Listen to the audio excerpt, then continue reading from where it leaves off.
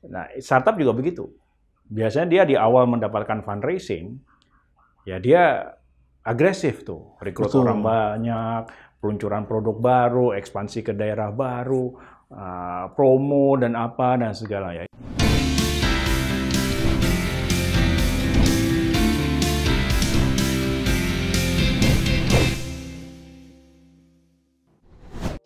Halo Sobat Bisnis, kita berjumpa lagi di Talks dan di episode kali ini kita akan ngobrolin satu tema yang cukup hangat diperbincangkan di media sosial dan juga di pemberitaannya bisnis.com, yaitu mengenai pendanaan startup yang memasuki bisa dibilang kata-katanya Pak Jokowi beberapa waktu lalu berujar di 2018 tentang winter is coming, itu bisa kemungkinan terjadi juga di tahun ini. Nah, kita akan ngobrol tentang lebih detailnya sebenarnya apa yang terjadi dengan startup ini dan sebenarnya kenapa para startup ini bisa dibilang mulai bertumbangan menuju pertengahan tahun 2022 ini. Nah, sekarang saya nggak sendirian karena saya sudah bersama Pak Edi.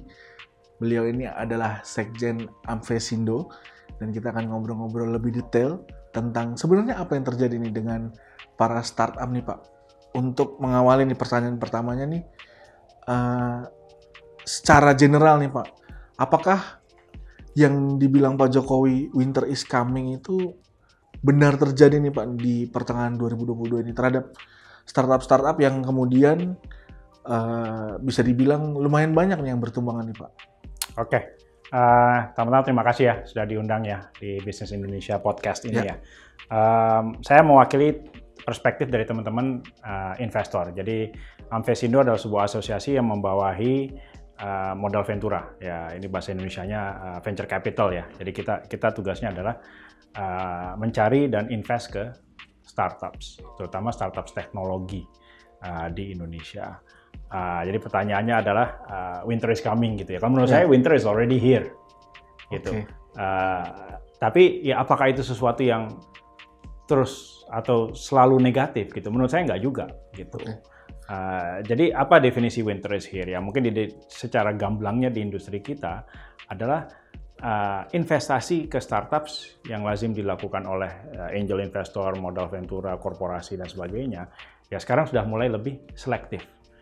Jadi masa di mana jor-joran gitu ya, spray and pray, semua invest and everybody makes money, menurut saya that is gone. Ya, nah, sekarang investor sudah dan akan terus lebih selektif. Gitu. Penyebabnya apa itu Pak? Macam-macam gitu. Satu, ya memang di makro ada likuiditas isu ya, liquidity crunch ya karena suku bunga mulai naik gitu. Yang kedua, nggak semuanya startup ternyata bertahan gitu kan. Ada yang memang nggak lanjut, ada yang konsolidasi, merger dan sebagainya. Dan yang ketiga, investor udah mulai minta exit gitu kan. Ya, kita kan sebagai investor kan ya nggak mau kan, kita masa saya invest terus kemudian 20 tahun atau 25 tahun kemudian baru ada dividen atau ada exit. Kita kan sudah mulai minta return-nya gitu. Ya segala macam faktor ini menyebabkan investor lebih hati-hati dan lebih selektif. Oleh sebab itu, startups yang tadinya memang mengandalkan investasi dari itu, ya mereka harus ya hemat-hemat lah kasarnya gitu ya. Uang yang ada mungkin yang tadinya bertahan untuk 8 bulan ya sekarang harus dibikin bertahan untuk 12 bulan misalnya. Caranya adalah efisiensi. Dan ya ini mungkin teman-teman di media kan seringkali bilang efisiensi itu satu-satunya yang memang yang agak bombastis gitu kan sebenarnya kan PHK gitu, layoff gitu. Padahal sebenarnya efisiensi itu tidak hanya PHK, ada macam-macam inisiatif. Contohnya efisiensi dalam bentuk mengurangi marketing budget, efisiensi dalam bentuk menunda peluncuran produk atau peluncuran fitur atau menunda misalnya ekspansi ke daerah baru gitu ya atau PHK. Tapi macam-macam kan langkah efisiensi itu kan macam-macam. Memang yang disorot ya terutama yang PHK nggak apa-apa lah, ini teman-teman media juga ada edukasi ke masyarakat. Cuma menurut saya ini sesuatu yang tidak selalu negatif. Sebenarnya dari kacamata investor kita tuh appreciate, kita mengapresiasi jika ada founders dan management yang berani melakukan langkah-langkah efisiensi. Artinya mereka willing to do anything supaya startupnya survive. Ya, kalau terpaksa PHK, saya bukan yang jangan dikutip bahwa saya senang dengan PHK, enggak. Cuma itu kalau memang itu ya terpaksa dilakukan demi survival sebuah perusahaan termasuk startup, ya kenapa enggak? Gitu. Yang penting kan survival sampai bisa terus ke depannya. Kalau menurut Pak Edi sendiri nih kan, untuk sekarang startup punya langkah-langkah, punya hal-hal yang dilakukan. Itu tadi kayak udah bukan masanya untuk bakar duit, udah bukan masanya untuk jor-joran lagi. Beda dengan dulu ketika bisa dibilang 3 atau 4 tahun lalu gitu kan, kita lihat startup hampir semuanya ngelakuin itu, bakar duit dan lain sebagainya. Apakah itu jadi menurut pandangan Pak Edi sendiri nih, itu jadi benar-benar jadi pembeda 4 tahun lalu dan sekarang? Apakah nanti ke depannya bisa dibilang startup udah bukan musimnya, bukan waktunya bakar duit lagi, atau punya ini baru lagi, punya gaya baru lagi nanti, Pak? Iya, menurut saya bakar uang itu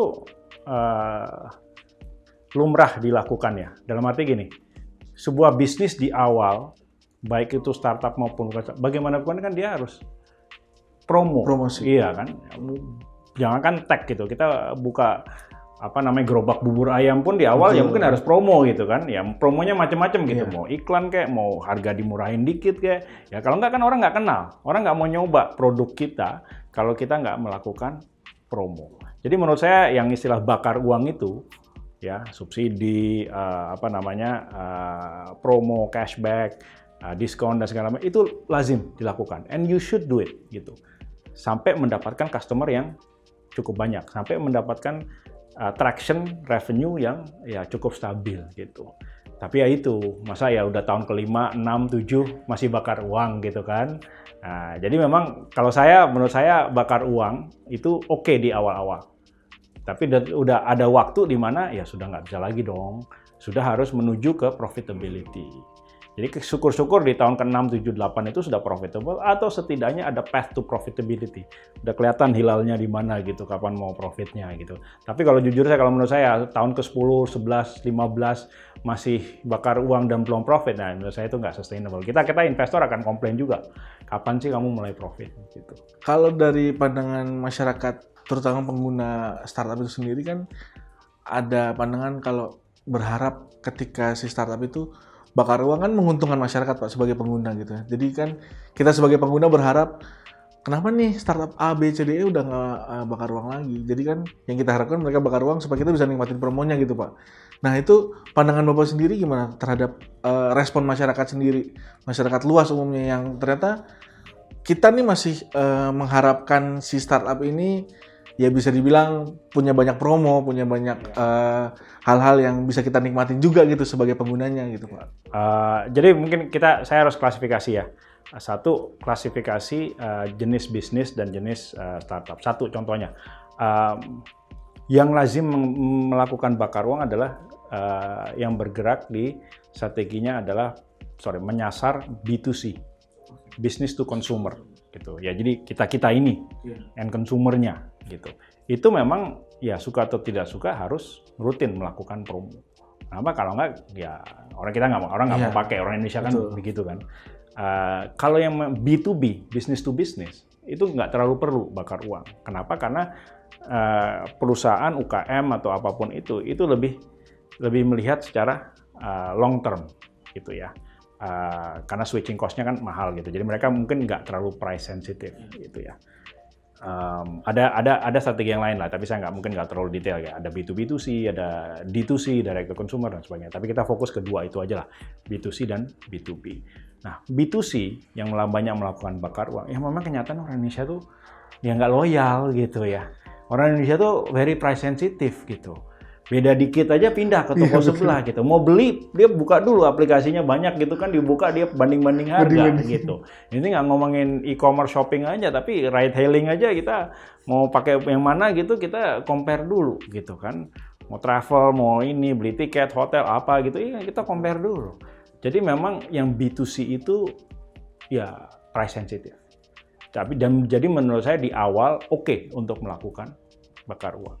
Ya, tapi kembali lagi ya, sesudahnya mestinya seharusnya nggak terus-menerus bakar uang. Kenapa? Karena seharusnya konsumen udah lebih loyal. Ya, contohnya mungkin karena user interface-nya atau experience-nya udah paling nyaman, ya, atau customer service-nya bagus, gitu kan, atau ada loyalty points, atau macam-macam. Jadi mestinya udah tahun 3, 4, 5 ya seharusnya udah berkurang dong bakar uangnya karena customer juga sudah lebih loyal. Kalau tadi yang Bapak bilang di awal, ketika masa-masa sekarang ini para investor sudah mulai lebih selektif. Boleh dijelasin Pak, selektifnya itu selektif seperti apa sih Pak untuk pendanaan terhadap startup ini? Mungkin harus dijelaskan, diingatkan kembali bahwa investor itu mulai dua uang, ya investornya juga gitu kan. Ya. Jadi kami para venture capital gitu, seperti contoh saya sehari-hari kan di Mandiri Capital. Ya kita ada invest ke 16 startups gitu kan. Emangnya itu uangnya Edi? Enggak kan? Itu uangnya investornya gitu kan. Jadi kan mereka juga uangnya ingin ada returnnya kan, ada baliknya. Betul. Gitu kan. Jadi kita harus benar-benar melakukan analisa dan due diligence setiap kali kita mau melakukan investasi. Ya due diligence itu antara lain macam-macam ya. Satu, kita ngelihat problemnya, is the problem big? Sama aja dengan bilang is the opportunity big gitu. Sisi tech-nya bagaimana? Kenapa kita suka tech? Karena tech itu scalability-nya cepat. Orang kalau download app-nya banyak dipakai, terus growth-nya tinggi gitu. Kalau non-tech bagus juga, cuma kan pelan ya. Growth-nya lebih linear ya kalau non-tech gitu ya. Nah, terus kemudian kita ngelihat bisnis modelnya, kayak tadi B2C, B2B, apakah dia subscription base, apakah transaction base, dan sebagainya gitu ya. Terus kemudian kita lihat ya competition-nya bagaimana, regulation-nya bagaimana, dan yang terakhir last but not least ya kita ngelihat founders dan timnya. Nah ini menjadi suatu framework kita menilai kelayakan sebuah investasi. Tentu tidak sama bobotnya, pasti ada bobotnya, tapi kita menganalisa selevel detail itu untuk kita memutuskan invest atau tidak invest. Ya kalau sekarang kita udah semakin selektif, ya biasanya ada bobot-bobot tertentu yang mungkin ditambahin naik gitu ya. Contohnya tadi itu business model dan profitability sekarang bobotnya lebih tinggi daripada yang lain. Oke, nah berarti kan secara tidak langsung investor sudah mulai tahu nih ya Pak ya, mana yang akan bisa dibilang akan return-nya tinggi dan mana yang bisa dibilang akan agak lama nih returnnya. Nah itu dari para investor sendiri berarti memasuki pertengahan tahun ini, apakah mereka mulai bisa dibilang apa ya, mulai berpikir lagi Pak untuk saya akan masuk di tahun ini atau di akhir tahun atau di akhir tahun nanti atau di pertengahan tahun ini, ataukah memang sudah ada pertimbangan tersendiri Pak sebelum-sebelumnya? Maksudnya kan ketika winter is coming ini kan masuk di pertengahan tahun ini nih, sedangkan awal tahun masih baik-baik aja, kita masih belum melihat ada kejadian-kejadian yang bisa dibilang startup mulai kehilangan investornya kayak gitu-gitu. Apakah itu juga jadi pertimbangan Pak awal tahun, pertengahan tahun? Iya, sebenarnya seringkali pendanaan atau investasi kepada startup itu bukan kita yang nentuin timingnya gitu ya.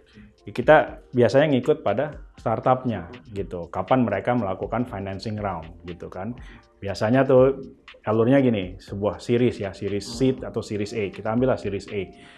Sebuah startup menghimpun dana dari investor. Dana yang dihimpun on average seharusnya cukup untuk 18 bulan. Nah, kalau 18 bulan itu sudah mulai habis, dia akan penggalangan dana baru lagi, fundraising round lagi. Untuk another 18 months gitu. Jadi dari series A ke series B ke series C dan sebagainya.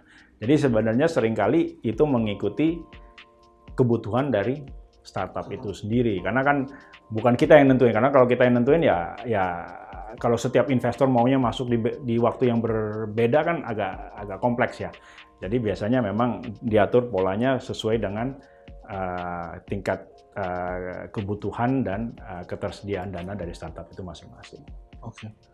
Nah, kan ini sudah bisa dibilang udah kejadian nih Pak, nih udah ada beberapa startup yang akhirnya memutuskan untuk melakukan efisiensi dan sebagainya. Apakah kedepannya startup akan mengubah strategi atau sistem keuangannya Pak? Bisa dibilang apakah nanti startup kemungkinan tidak hanya mengandalkan investor ke depannya atau masih tetap mengandalkan nih Pak nih? Karena kan untuk sustain dalam waktu sekian tahun lagi mereka harus berpikir lagi nih gimana cara nih harus bertahan lagi ke depannya gitu. Pertanyaan yang bagus ya. Dan ini mungkin yang sering kali ya dulu saya nggak ada uban, tapi sejak saya banyak invest ke startup dan anak-anak muda ini ubannya nambah banyak gitu ya. Nah, karena ya memang nggak gampang gitu ya. Founders ini kan ya pintar-pintar gitu, tapi ya juga seringkali kan keras kepala juga gitu kan ya. Tapi ya itu kadang-kadang yang membuat startup mereka sukses gitu, karena ya kadang-kadang harus punya kacamata kuda, harus keras kepala ya, harus apa namanya dibully ya segala macam ya jalan aja terus gitu kan. Tapi memang ujung-ujungnya adalah kita invest ke orang ya. Nah kita memang inginnya selalu ada return ya. Jadi memang uang investasi kita seharusnya bisa balik. Tapi baliknya tuh dalam bentuk apa? Kita ini sebut namanya adalah pertama invest, sekarang divest atau bahasa gampangnya exit. Nah, bagaimana sebuah investor bisa exit? Ya, contohnya jika startupnya melakukan IPO, saham kita jadi liquid kan, kita bisa exit. Atau terjadi transaksi, startupnya dibeli oleh perusahaan atau startup yang lebih besar. Ya, kita cuan juga di situ karena kita kan jual. Nah, sekarang kita semakin nge-push kepada investees kita, kalian udah harus mikirin kapan kalian mau exit, mau IPO nggak, atau mau ada strategic sale nggak, atau mau bagaimana, atau kalau nggak ya udah kalian profitable, kalau udah profitable bisa pinjam ke bank dong. Karena selama ini mereka nggak bisa pinjam ke bank karena belum profitable dan tidak ada jaminan kan, tidak ada agunannya kan. Tapi nanti kalau udah mulai profitable, ya mungkin bisa ke bank gitu. Jadi kita disiplin soal itu. Kalian, jadi bahkan di awal sebelum kita mulai investasi, kita udah mulai memetakan roadmap menuju exitnya. Kita nggak akan mau invest ke sebuah startup yang exitnya tuh terlalu lama. Ya. Nah, itu termasuk analisa, itu masuk ke dalam analisa kita. Ya, kalau 6-8 tahun oke. Ya, 8-10 tahun ya masih oke, lebih dari 10 tahun ya kita nggak bisa gitu. We will not invest gitu. Berarti kan bisa dibilang apa yang terjadi saat ini juga bagian dari skema ya Pak ya. Maksudnya ketika startup itu nggak kuat untuk bertahan di dalam jangka waktu tertentu, otomatis dia akan melakukan efisiensi kayak yang tadi dilakukan gitu kan, karena kan bisa dibilang bagian dari kan tadi Bapak bilang kalau mereka ketika pendanaan masuk terus juga ada hal-hal yang dipikirin sama si startupnya ini juga kan untuk tetap bertahan kayak gitu, kayak salah satunya mungkin efisiensi itu mungkin bisa dibilang efisiensi ini bagian dari cara mereka untuk bertahan atau gimana sih Pak? I wish ya, moga-moga that's in their mind gitu ya. Karena gini, kalau misalnya kayak kita aja gitu kan, kita kalau awal bulan dapat gajian ya biasanya agak ya spending kan, makannya enak gitu kan. Nah, giliran udah tanggal tua gitu kan, ya kita kan menghemat-hemat gitu kan. Ya. Nah, startup juga begitu. Biasanya dia di awal mendapatkan fundraising, ya dia agresif tuh, rekrut orang banyak, peluncuran produk baru, ekspansi ke daerah baru, promo dan apa dan segala ya itu. Tapi kalau misalnya sekarang udah winter is here dan uang akan lebih selektif keluarnya, ya dia mestinya udah tahu, wah saya harus lebih irit nih, gitu. Ya memang ada yo-yo effect gitu, dimana apa namanya rekrutmen jor-joran terus layoff gitu ya. Itu unfortunate menurut saya. Idealnya nggak begitu, karena di awal seharusnya mereka bisa planning. Ya, tapi kan memang ini kan ya startup kan seringkali kan ya mereka lebih mementingkan speed daripada planning gitu. Yang mementingkan planning kan justru korporasi-korporasi besar, tapi speednya korporasi besar biasanya lamban gitu kan. Nah ini kebalikannya gitu. Jadi ini menurut saya proses pendewasaan. Evolusi dari industri startups dan venture capital di Indonesia yang boleh diakui masih relatif muda kan. Berapa sih umur ekosistem kita ini? 10, 12 tahun mungkin dari awal berdirinya Gojek, Traveloka, Tokopedia, Bukalapak dan di awal kan berapa? Masih 10 tahun, ya, 10-12 tahun. Masih relatif muda lah gitu kan dibanding ekosistem atau sektor-sektor lain. Jadi apa yang terjadi ini menurut saya ini sebuah siklus, sebuah evolusi yang ya suka atau tidak suka kita harus jalani, dan mudah-mudahan kita akan kembali setelah winter is over ini, kita akan kembali lebih sehat. Berarti kan kedepannya para investor tetap akan melakukan investasi juga dong Pak di startup. Nah, harapannya apa nih Pak startup setelah melewati winter ini nih? Harapannya startup tuh jadi lebih seperti apa sih Pak? Karena kan yang kita lihat kacamata kita sebagai publik tuh ya startup ya gitu-gitu aja gitu Pak. Maksudnya mereka mau berkembang pun tetap mengandalkan uang investor, tetap istilahnya perkembangan mereka tetap ada di tangan investor gitu. Yang kita lihat tuh sebatas itu. Nah kalau dari Bapak sendiri nih, harapannya apa ketika nanti setelah melewati winter ini untuk para startup? Ya, mudah-mudahan roadmap mereka ada profitability-nya atau setidaknya path to profitability. Setelah itu ada exit, gitu. Jadi ini udah jalan ya. Jadi dalam setahun terakhir aja udah berapa tuh yang melakukan IPO? Iya. Yang besar-besar kayak Bukalapak dan GoTo gitu kan. Yang bukan unicorn pun cukup banyak yang melakukan IPO. Mungkin kalau perusahaan sudah melakukan IPO, dia kan nggak akan minta lagi dari venture capitalnya, dia akan minta dari publik gitu kan, dalam bentuk penerbitan saham baru di rights issue di bursa gitu kan. Nah itu sesuatu yang sebenarnya untuk kita juga memberikan ketenangan bahwa bukan lagi terus-menerus minta dari kita venture capital atau angel ini gitu, tapi kedepannya ya mintanya adalah melalui mekanisme di bursa.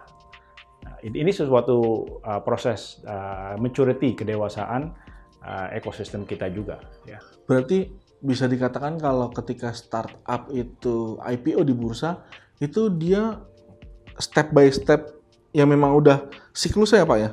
Berarti bisa dibilang ketika dia mendapatkan dana investasi, harapannya dari para investor adalah dia bisa IPO, dan ketika dia sudah IPO ya memang itu udah apakah memang flow-nya seperti itu Pak harapannya? Idealnya begitu. Idealnya berarti semua startup akan IPO? Enggak semuanya akan IPO.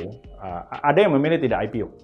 Oke. Ya, karena dia bilang udah profitable, saya nggak perlu profit, saya nggak perlu IPO. Dan kalau IPO kan ya laporan keuangannya dibuka sama analis gitu kan, gitu. Belum lagi harganya saham fluktuasi dan segala macam ya, saya nggak usah sebut nama lah.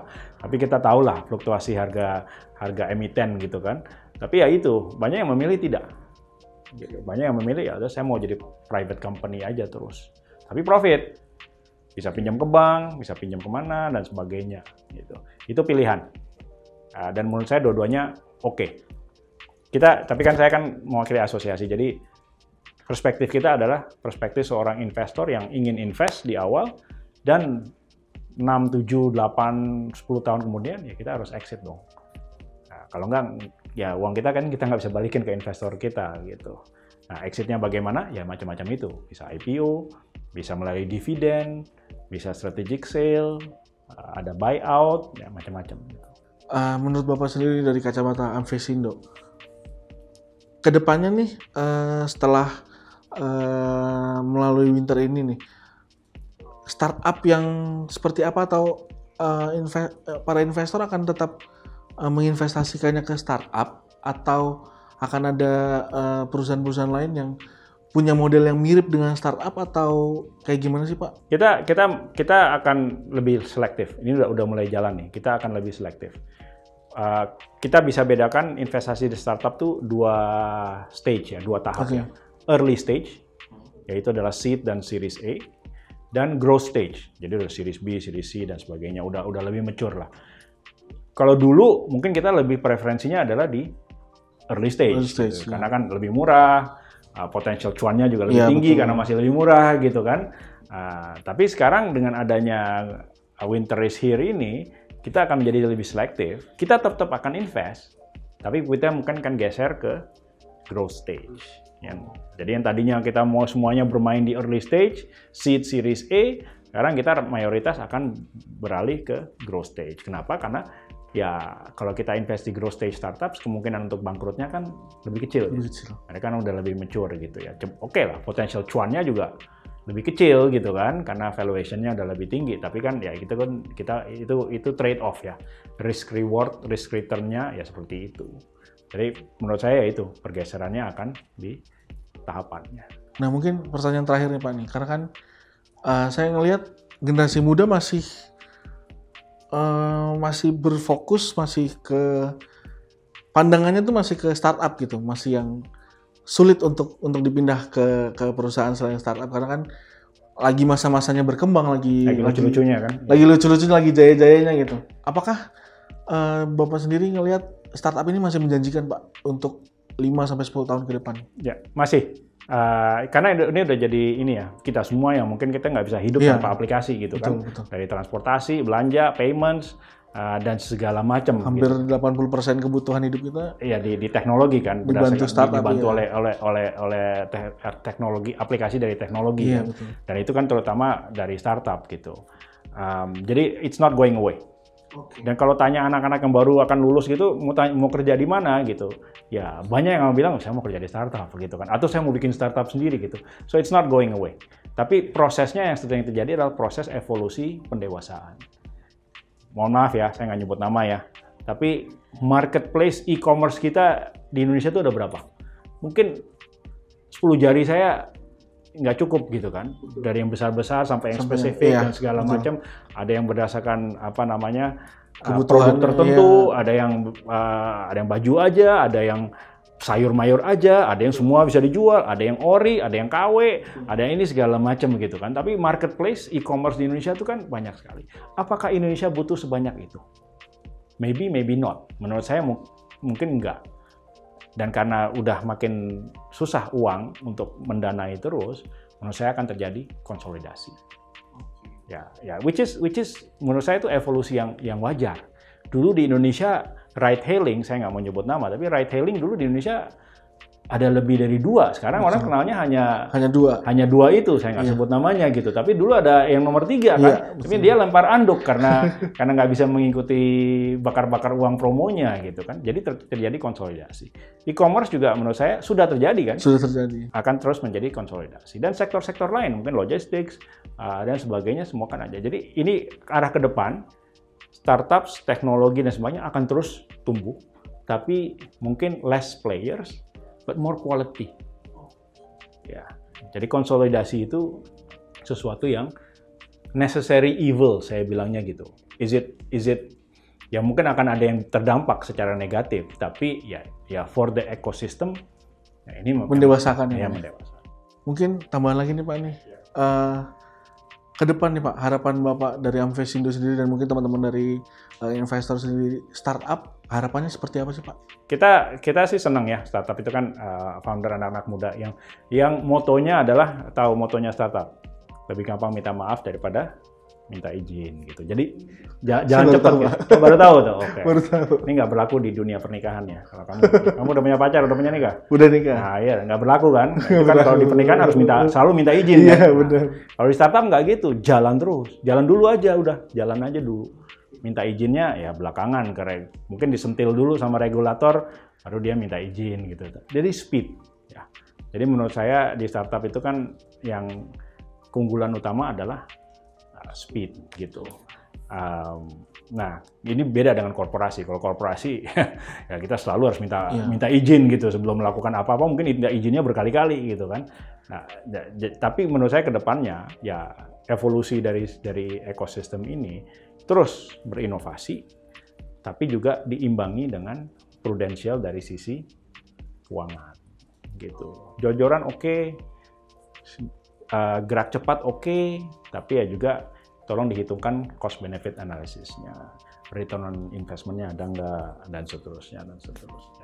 Karena masyarakat Indonesia menurut saya saat ini ya seperti tadi kita ngobrol ya, masih sangat very price sensitive. Tapi lama-kelamaan kita akan lebih udah beralih nih, ntar lama-lama kan udah bukan hanya ngelihat harga, tapi ngelihat service, kualitas, response time. Mungkin kalau ada problem, uangnya dibalikin atau enggak, atau ada transaksi, ada customer service-nya enggak, loyalty points, segala macam gitu. Jadi ini proses ya. Jadi kedepannya tolong teman-teman startup ya jangan hanya always about speed and price ya. The overall service atau value proposition harus dipikirin. Terima kasih banyak Pak Edi untuk ngobrol-ngobrolnya. Semoga bisa mencerahkan sobat bisnis dan juga lebih tahu, lebih paham lagi, banyak ilmu-ilmu lebih lagi tentang dunia startup ini dan juga kenapa alasan di balik para startup ini tumbang. Jadi saya juga lebih tahu nih Pak nih alasan-alasannya dan lebih banyak ilmunya juga nih sekarang nih Pak nih. Terima kasih banyak Pak Edi untuk ngobrol-ngobrolnya. Terima kasih juga sobat bisnis yang udah nonton. Sampai jumpa di episode berikutnya.